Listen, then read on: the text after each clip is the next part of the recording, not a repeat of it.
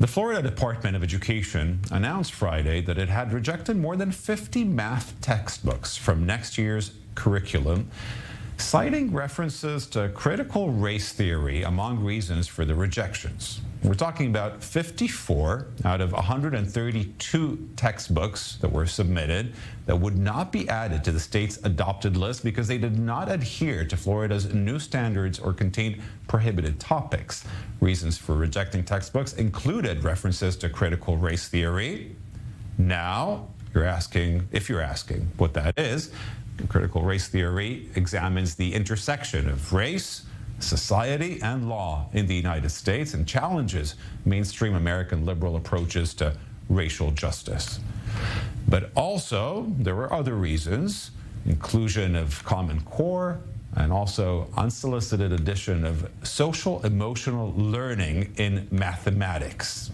Okay, we want to understand what all this means and discuss it with Omékongo Dibinga. He's a professor of intercultural communications at American University. Thank you very much for being with us today.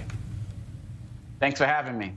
So I actually think it's important to teach critical race theory, but how did it make its way into mathematics books? Perhaps you can help us understand. Well, one of the things that we need to understand first and foremost is that critical race theory itself is not taught in K-12 schools, okay? Critical race theory was actually created in the 80s by professors like Derek Bell and others of his students, Mary Matsumoto, Kimberly Crenshaw, Richard Delgado, and others, for law school students. And the goal was to study the policies in the United States from a racialized lens, its impact on race in America.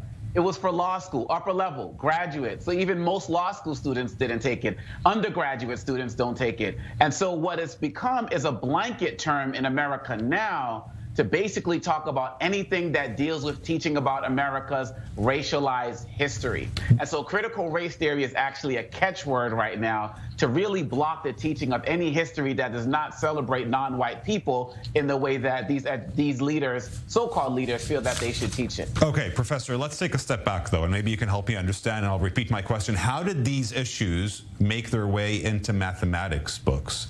Because it surely wasn't the case when I was studying mathematics, neither in the US nor here in Israel.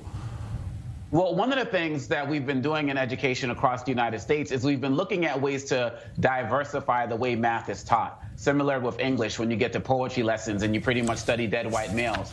And so we've been looking at our math books, we've been looking at other ways to see if we can incorporate more diverse authors, more diverse perspectives into different things that speak about things like equations, because people talk about math is life. So are there ways that you can apply math to real life situations? And so that's when conversations relating to diversity and inclusion started making their way into math books as a way to make it more open and accessible to all students. But Governor DeSantis says, and I quote, "We don't want things like math to have some of the other concepts introduced. It's not been proven to be effective, and quite frankly, it takes our eye off the ball." What do you say to that? Governor DeSantis is not an educator. I work in K-12 schools, public, private, and charter schools, as well as at the university level, and he's absolutely wrong, particularly with math. When you see particularly the representation of math faculty as relates to faculty who are non-white, the number is really limited. And so when you bring in other stories, you make math more interesting. When you talk about different experiences with math, you make it more interesting. There are people out there, educators out there, who are taking hip hop and turning it into math lessons to reach more of their inner city students. And so Governor DeSantis does not understand the innovations in math that are taking place across the country that are getting more students involved and interested. He's absolutely wrong. What age do you think it should be taught in school? What age do I think critical race theory should be taught in school? Do you think it applies for kindergarten to elementary school, for example? Well, again, for critical race theory is not a course that's being taught in the United States. But through other subject matters.